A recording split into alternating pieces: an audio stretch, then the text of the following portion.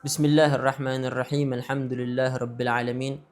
Wassalatu wassalamu ala asyrafil anbiya'i wal mursalin wa ala alihi wa sahbihi ajma'in wa la hawla wa la quwwata illa billahil aliyil azim. Amma ba'du.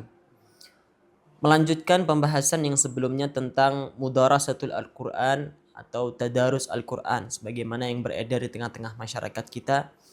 Hanya saja perlu diperhatikan bahwa di dalam tadarus Al-Qur'an perlu ada yang namanya adab. Jangan sampai sebagaimana disebutkan di dalam hadis yang maknanya orang yang membaca Al-Quran akan tapi Al-Quran melaknat dia karena tidak adanya pengamalan dan juga tidak adanya adab, atau disebabkan karena tujuan dia yang tidak baik dalam membaca Al-Quran untuk mendapatkan hal duniawi atau yang lainnya. Akan tapi kita inginkan kita membaca Al-Quran, kita tadarus Al-Quran di bulan Ramadan, kita ingin mendapatkan keberkahan dari Al-Quran itu sendiri dan kesaksian yang baik nanti di hadapan Allah Subhanahu wa taala dari Al-Quran itu sendiri.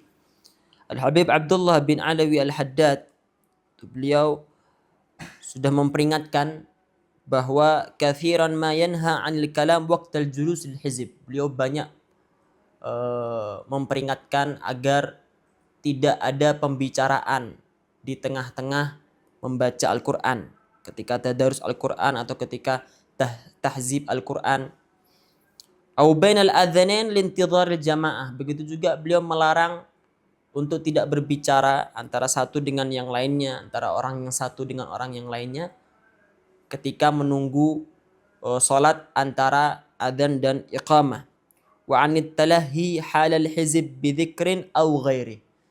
Dan hendaknya jangan sampai orang yang duduk di halaqah, di tadarus Al-Quran, ketika tadarus Al-Quran dia lalai, ya'bas, melakukan sesuatu yang tidak ada faedahnya. Walaupun yang dia kerjakan itu zikir, hendaknya dia tidak melakukan di tengah-tengah tadarus Al-Quran.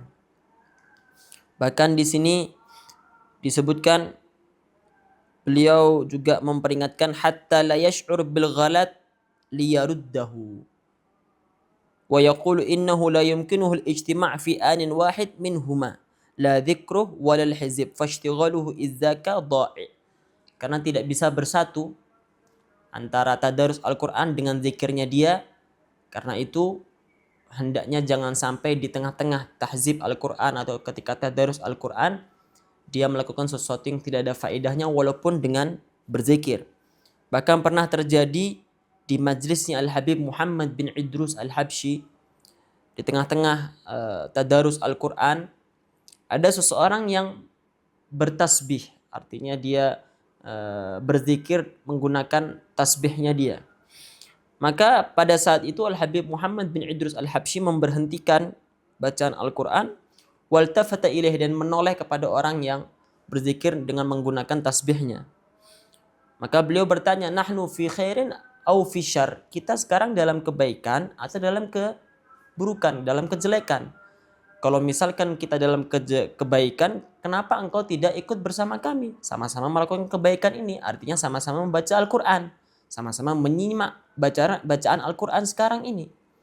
Kalau misalkan kita dalam kejelekan, kenapa kamu tidak menegur kami agar berhenti dalam melakukan kejelekan ini kalau misalkan kita dalam kejelekan? Dan beliau berkata, fama ja'alallahu lirajulin min qalbaini fi jawfih. Allah Subhanahu wa taala tidak menjadikan bagi satu orang itu ada dua hati. Artinya harus fokus kepada satu hal tertentu, tidak bisa dalam satu keadaan yang sama, dalam satu waktu yang sama, dua pekerjaan digabungkan menjadi satu.